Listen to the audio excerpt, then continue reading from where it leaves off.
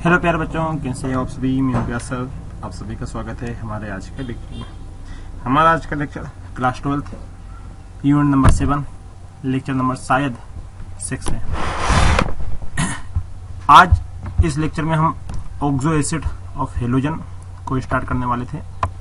तो oxo acid मतलब समझ रहे हो आप कि ऑक्सीजन जिसमें ऐड हो और H भी ऐड हो, मतलब ऑक्सो एसिड, एसिड रिप्रेजेंट करता है H को, जिसमें H भी होना चाहिए।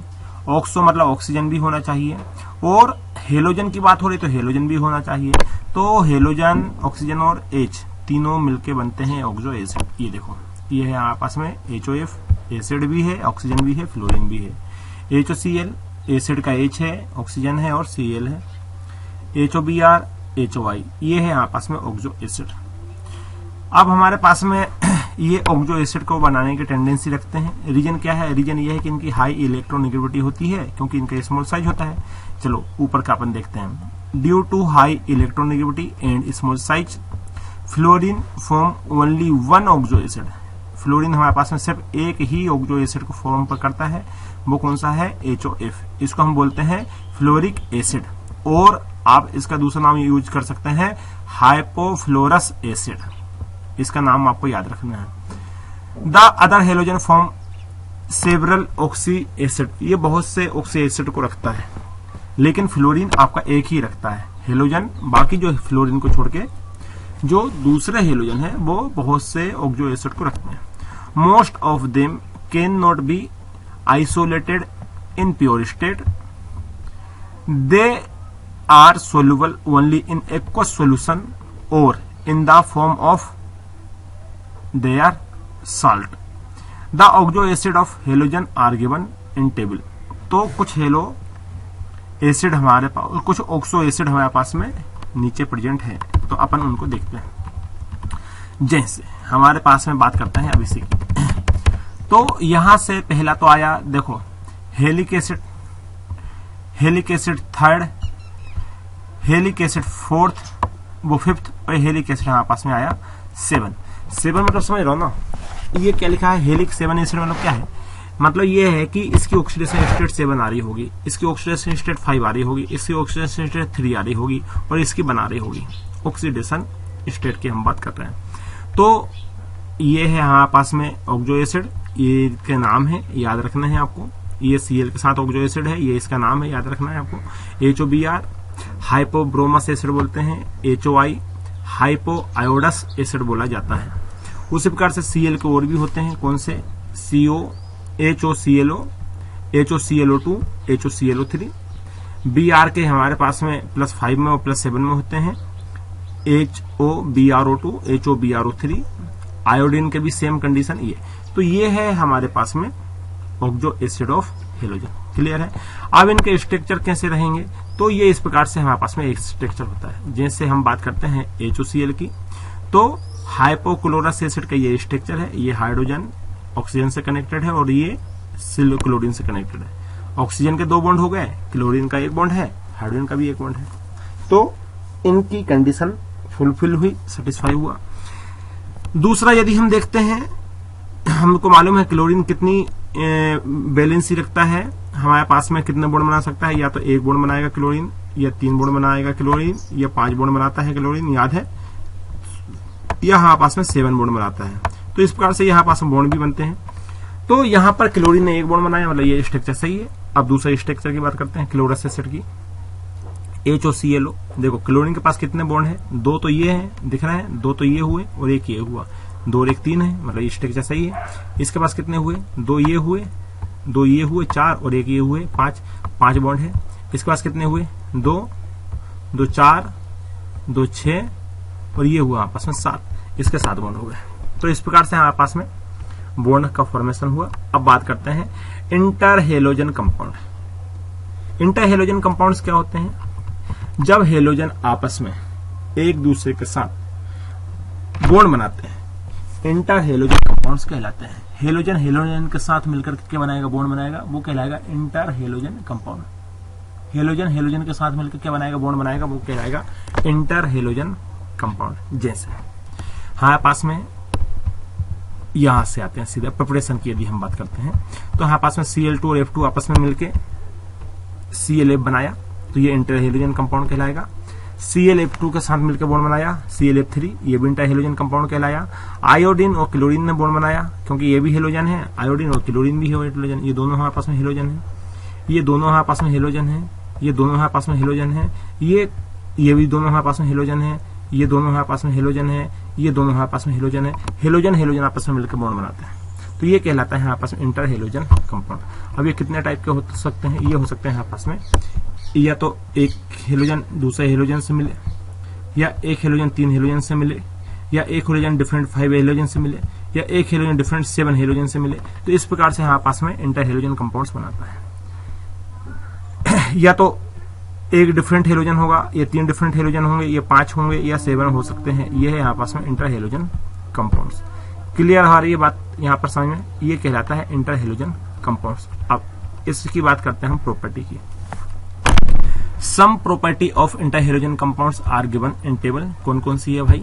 जैसे हम बात करते हैं एक्स डैश वन की, यदि हम बात करते हैं इसकी बात करते हैं तो यहाँ पर आपका HCl है और एक F है, एक Br है एक F है, एक I है एक F है, एक आपका Br है एक Cl है, एक आपका I है एक Cl है। आप देखो, अब कोई आपसे बोले फिजिकल स्टेट और हम कलर की बात करते हैं तो हमारे पास में ClF का है कलरलेस गैस, BrF है पर्पल ब्राउन गैस, IF है डिटेक्टेड, ये क्या है आपका डिटेक्टेड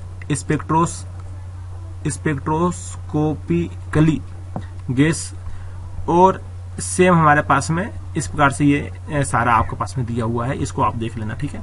अब बात करते हैं XX3 की, ClF3। अभी अपन बोला था कि या तो ये सिंगल बॉन्ड बनाएगा, देखो एक हेलोजन के साथ बनाया, अब एक हेलोजन और दूसरा 3 हेलोजन रहेगा, एक टाइप का हेलोजन दूसरा 5 टाइप का, 5 एक टाइप के हेलोजन रहेंगे। जैसे आयोडीन एक है लेकिन फ्लोरीन 5 लगे हुए, ब्रोमीन एक है लेकिन फ्लोरीन 5 लगे हुए, क्लोरीन एक है लेकिन फ्लोरीन 5 लगे हुए। इस प्रकार से हमारे पास में ये तो हुए हमारे पास में हेलोजन, ये इंटरोजन हेलोजन। एक हमारे पास में आयोडीन है लेकिन फ्लोरीन हमारे पास में कितने हैं? 7 है। अब यहाँ ये ClF3 का हमारे पास में बेंड टी शेप होता है, इसका भी बेंड टी शेप होता है, इसका भी बेंड टी शेप होता है, क्वेश्चन मार्क लगाया हुआ उसने। अब होता है कि नहीं होता है, इस पे अभी उनको क्या है डाउट है, ठीक है। कई स्ट्रिक्ट ऐसे आते हैं जो अभी पूरी तरीके से, अभी भी हमने बोला था ना जो हमारे पास में केमिस्ट्री है अभी भी उसमें बहुत सी कमियां हैं। अब इसके बाद में हम बात करते हैं ये तो आपका इंट्रोडक्शन हेलोजन कंप्लीट हुआ। अब बात करते हैं हम इसके बाद में जो हमारे पास में आने वाला है वो है, ये सारा एक बार आप इसको रीड कर लेना, ठीक है। एक बार हम क्या करेंगे, इसको रीड कर लेना और उसमें से जो पॉइंट है सिलेक्टेड पॉइंट्स आप लिख लेना।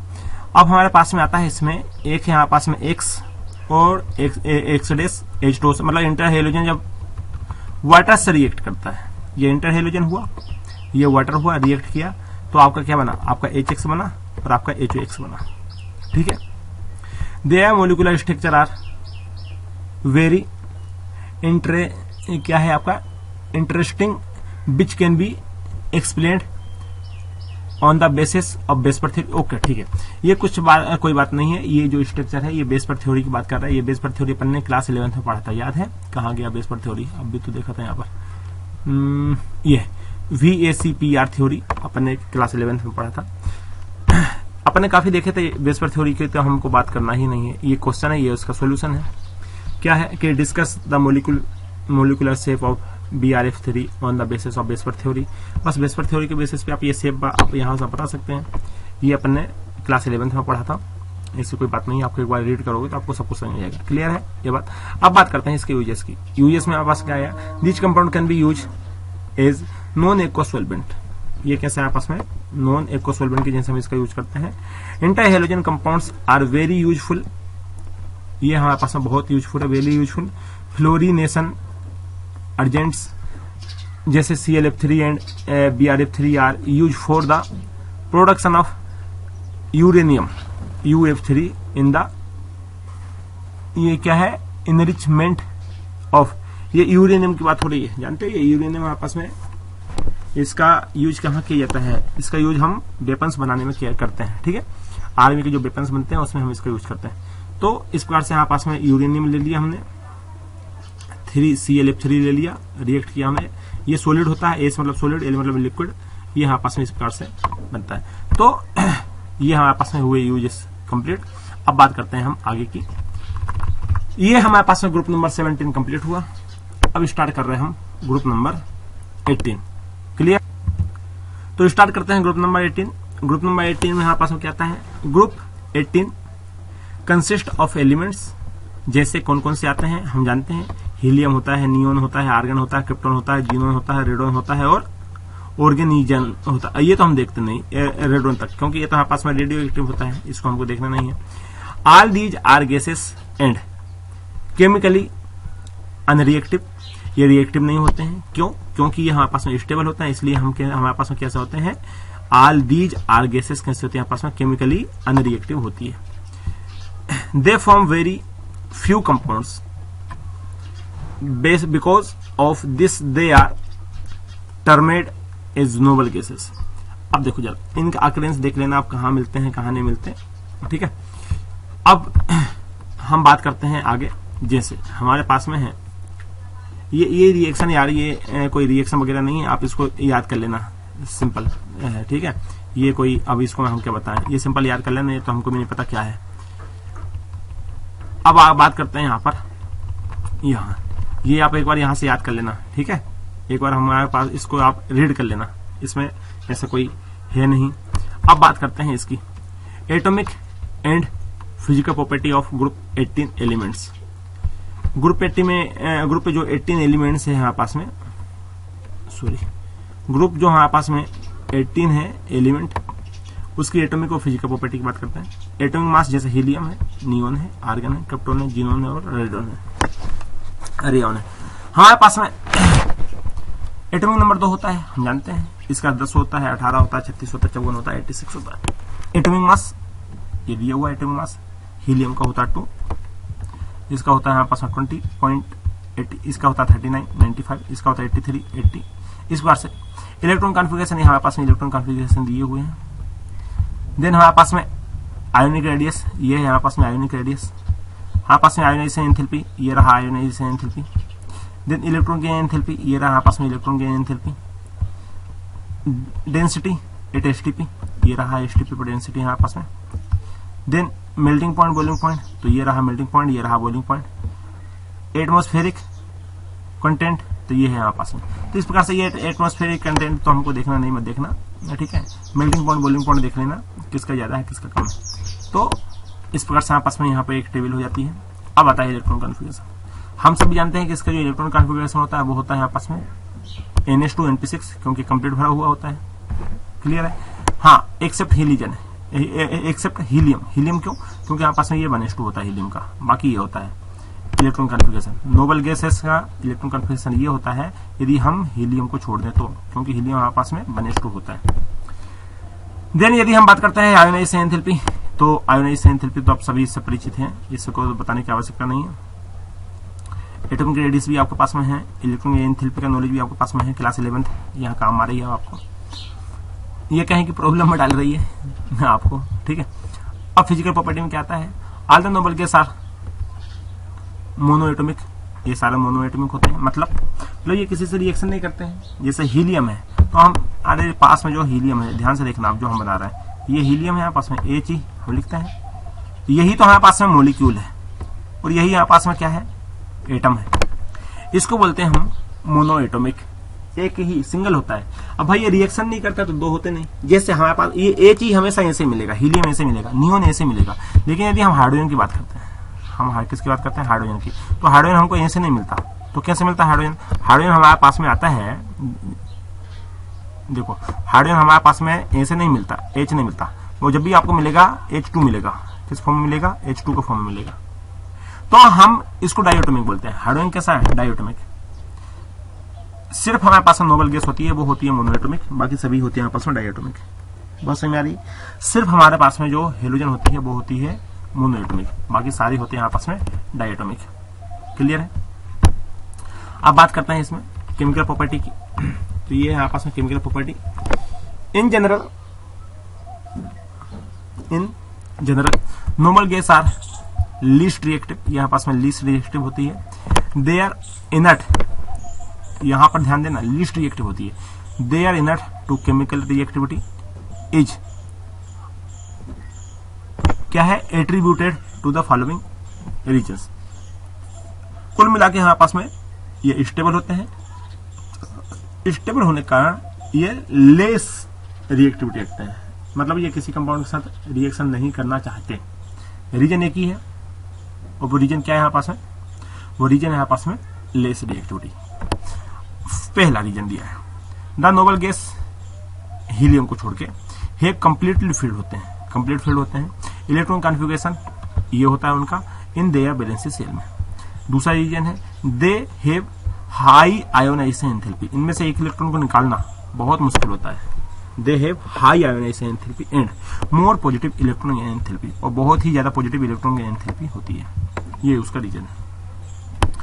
देन इस कारण में दे the reactivity of noble gas has been investigated occasionally every since their discovery, but all attempts to force them to react to from the compounds were unsuccessful for quite a few years. In March, ये सारी बातें अब इसमें से आप देख लेना, पढ़ लेना क्या है, ठीक है। इनकी सारी हम बात नहीं करेंगे, सीधी बात तो वो थी क्या है कैसा है इसमें ज्यादा। अब यहां से हम बात करते हैं। पहला इसमें आता है जिनोन फ्लोरीन कंपाउंड, मतलब जिनोन की और फ्लोरीन के रिएक्शन करते हैं। देखो क्वेश्चन, एक क्वेश्चन की बात, क्वेश्चन में उठने वाली बात ये है कि जब ये हमारे नॉन रिएक्टिव होते हैं, ये लेस रिएक्टिव होते हैं, तो ये रिएक्शन क्यों करते हैं, क्वेश्चन तो ये भी उठता है। हमारे पास में ग्रुप नंबर 18 जो जीरो ग्रुप बोलते हैं, या हमारे पास नोबल गैस की हम बात करते हैं, इनमें से जो हीलियम जो जिनोन होता है वो रिएक्टिव होता है, बाकी सारे कैसे होते हैं आपके अनरिएक्टिव होते हैं। जैसे जिनोन ने रिएक्शन किया फ्लोरीन से इतने टेम्परेचर पे, इतने प्रेशर पे, तो ये कंपाउंड बनता है।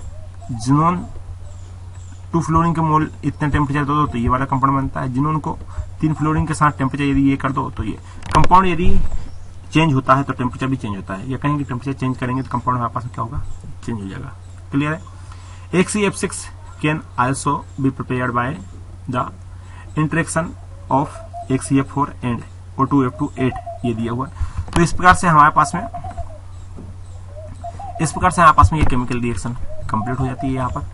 अब यहां से देख लेना, ये जो हुआ है HCF2, HCF4 एंड HCF से आर कलरलेस क्रिस्टलाइन सॉलिड बनाते हैं एंड क्या है sublime readily at 298 kelvin. They are powerful fluorinating agent. Okay, ये हमारे पास पावरफुल एजेंट होते हैं, ठीक है। They are readily hydrolysis even by traces of water.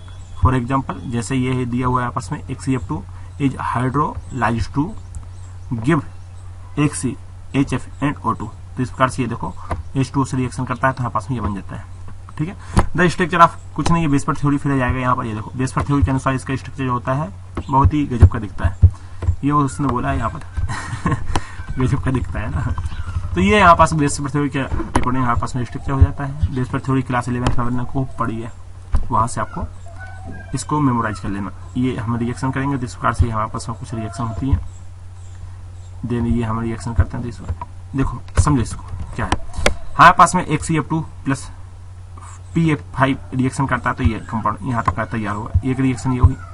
दूसरा HCF4 जब SBF5 से रिएक्शन करता है तो ये बनता है, ये दूसरी रिएक्शन ये हुई। तीसरी रिएक्शन HCF6MF से बनाता है ये। अब यहाँ में M क्या है, M मतलब मेटल, अब मेटल में कुछ हो सकता है यहाँ पास में सोडियम, पोटेशियम, रूबिडियम और सीजियम, इनमें से कुछ भी यहाँ पर आप कुछ कर सकते हैं। दूसरा पॉइंट आता है जिनोन ऑक्सीजन कंपाउंड्स।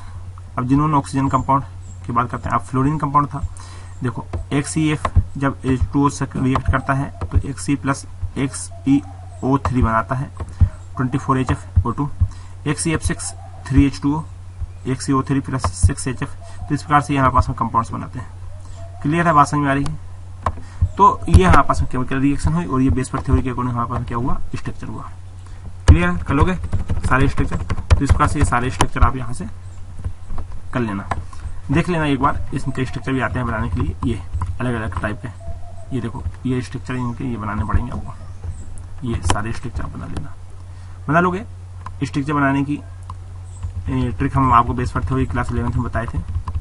तो वहां से यहाँ पास में क्या बन जाएगा, स्ट्रक्चर बन जाएगा। तो इस प्रकार से यहाँ पास में यहाँ पर आ जाता है यूज। अब बात करते हैं हम यूजेस की, कि helium is a non inflammable and light gas. जो हीलियम होती है बहुत हल्की गैस होती है और जब इसको जलाते हैं तो कोई फ्लेम नहीं आती। इस प्रकार से it is use in filling balloons. इसको बलून में हम भरते हैं। For meteorological observation. It is also use in gas cooled nuclear reaction. Nuclear reaction भी हम इसका यूज करते हैं, ठीक है। लिक्विड हीलियम हमारे पास में बॉइलिंग पॉइंट इतना होता है। Find us as cryogenic agent for एकरिंग आउट। ये सारा यार अब एक बार करना, इसको आप देख लेना इसको क्या है, ठीक है। एक बार रीड कर लेना, वो सारा आपको समझ में आ जाएगा क्या दिया हुआ है। क्लियर है। तो ये हुआ हमारे पास में यहाँ पर कंप्लीट। अब बात करते हैं आगे, देखते हैं भाई आगे क्या बचा है। आ लो भाई, ये हुई यूनिट आपकी कंप्लीट। आगे बची यहाँ पास में अब कुछ नहीं है। इसी के साथ आपकी यूनिट हो जाती है कंप्लीट। बधाई हो। हाँ भाई ये क्वेश्चन आंसर बचे हैं, इसको आप कर ही लोगे, वो करना ही पड़ेगा क्योंकि क्वेश्चन आंसर तो आपको लिखना ही पड़ेगा एग्जाम में। तो ये हुई आपकी यूनिट कंप्लीट। अब आगे आती है यहाँ पास में न्यू यूनिट। ये तो पहले ही हमने कंप्लीट कर ली थी, डी और एफ, है ना। तो इस प्रकार से हमारे पास पी ब्लॉक की यहाँ पर यूनिट कंप्लीट होती है। अब आने वाले लेक्चर में एक नई यूनिट चालू करेंगे, देखते हैं वो यूनिट कौन सी रहती है, ठीक है। सो पढ़ाई करते रहिए। Wish you all the best. Thank you.